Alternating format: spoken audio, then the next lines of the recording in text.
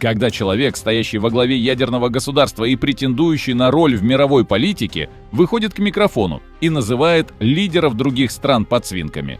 Нет, это уже не просто потеря стиля. Это сигнал. Сигнал того, что язык дипломатии закончился, аргументы исчерпаны, а уверенность сменилась раздражением. Да что тут говорить? Это жопа. Так не говорят победители. Так говорят те, кто понимает, реальность им больше не подчиняется. Думаю, что каждый уже успел посмотреть это выступление великого геостратега и геополитика. Грозное, показательное, рассчитанное на эффект. И если совсем честно, это уже не про угрозу. Это позорище. Я и так был о нем невысокого мнения. Он напал на мою страну, и тут, по-моему, все предельно ясно. Но одно дело – враг, другое дело – позорище. Ну а вы на канале «Утилизатор реальности». Здесь мы не занимаемся патетикой и не изображаем из себя тонких дипломатов. Мудаков мы называем мудаками, но в этом случае, как мне кажется, дело уже даже не в оскорблениях, дело в агонии. И ведь фраза про европейских подсвинков прозвучала не где-нибудь в кулуарах и не в телеграм-канале Медведева после пьянки, а она прозвучала по сути как официальное заявление. На публике, в выступлении президента страны, которая все еще пытается делать вид, что играет в высшей геополитической лиге. И вот это ключевой момент, потому что раньше он так не говорил. Не потому что был мягким и уж точно не потому что был гуманистом, а потому что понимал цену словам. Образ холодного, расчетливого, внешне сдержанного политика был частью конструкции власти. Он мог врать, мог манипулировать, мог угрожать, но делал это в рамках роли. А когда человек выходит из роли, это значит, что сама конструкция начала трещать. Подсвинки – это не случайность, не оговорка, не нервы. Это момент, когда вместо стратегии наружу выходит раздражение. И это уже не про силу, это про потерю контроля над собственным образом. И знаете, что самое отвратительное в этой истории? Даже не сама фраза, а то, что она вписывается в общую картину. Это ведь не единичный срыв, не плохое настроение и не нервы на фоне напряженной обстановки. Это новая норма. За последние месяцы тон официальных выступлений Путина стал заметно грубее, прямолинейнее и злее. Все чаще звучат слова про исторические земли, вынужденную силу и угрозы тем, кто якобы не понял сигналов.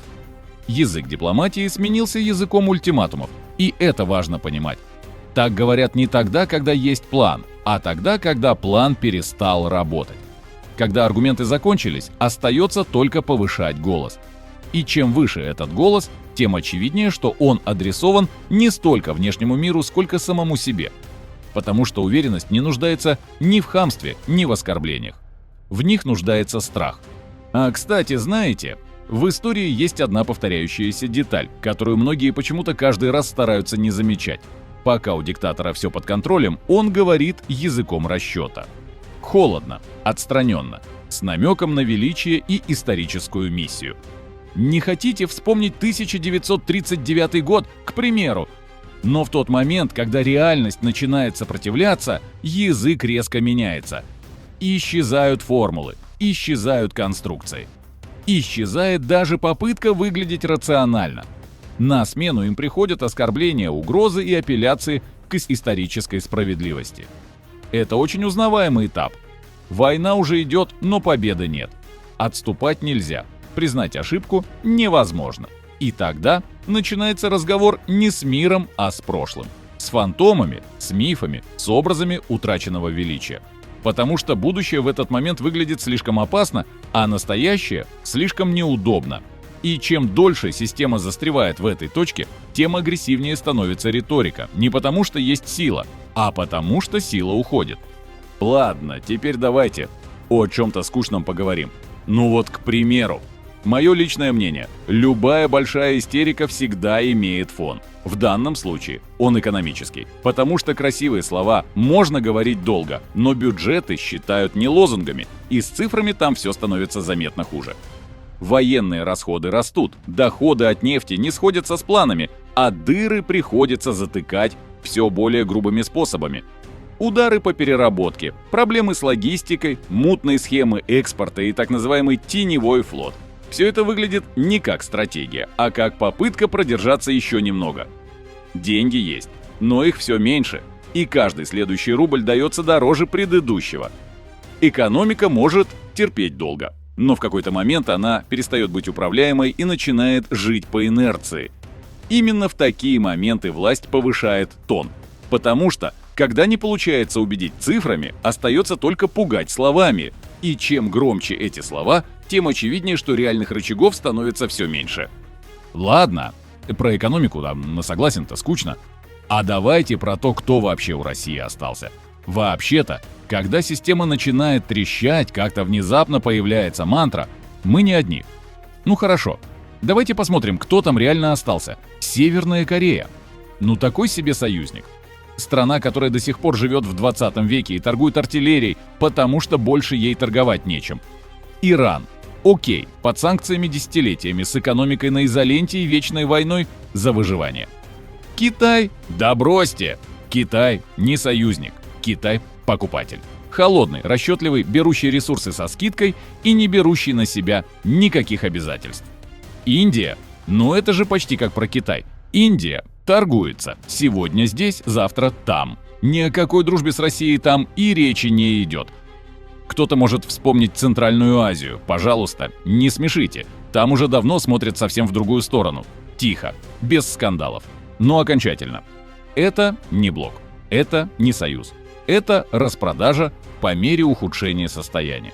И в такой компании кричать о величии – занятие особенно жалкое. И вот представьте, насколько надо быть отбитым долбодятлом, чтобы при таком раскладе еще и кидать претензии Европе. Рассказывать про вынужденные меры, про жесткие ответы. Более того, весьма прямые намеки на большую войну.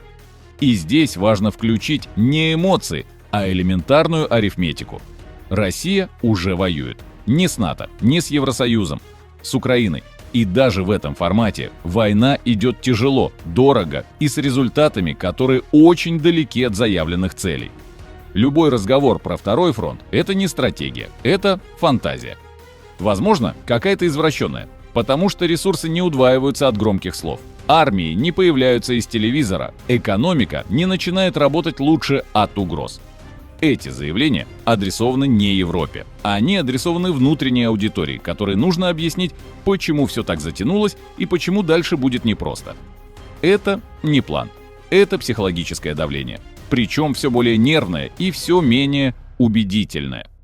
Все, что мы сейчас наблюдаем по поведению и риторике Путина, это не подъем и не новая стратегия, это агония. Потому что сила не нуждается ни в хамстве, ни в базарных оскорблениях, ни в рассказах про исторические земли. Сила просто делает. А когда начинают кричать, унижать и пугать всех подряд, значит, делать уже особенно нечего. Блин, Владимир Владимирович, ну каким бы жутким врагом не был, ну ты же всегда производил впечатление в целом. Человека холодного, расчетливого и не склонного к истерикам. Окей, пусть не умного, но хотя бы расчетливого. Но когда президент ядерной страны выходит на публику и начинает разговаривать языком подъездного алкаша, то, знаешь ли, начинают возникать вопросы. Не к стилю, а к состоянию. Потому что подсвинки – это уже не внешняя политика. Это нервный срыв. И чем дальше, тем меньше это похоже на управление страной.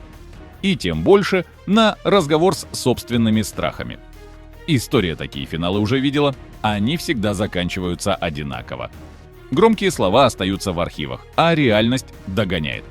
И догоняет больно. Короче, сам ты подсвинок. А вы, друзья, были на канале «Утилизатор реальности». Ну, такое вот вышло немного бестолковое, зато эмоциональное видео. Если понравится, нажимайте лайк и скиньте друзьям.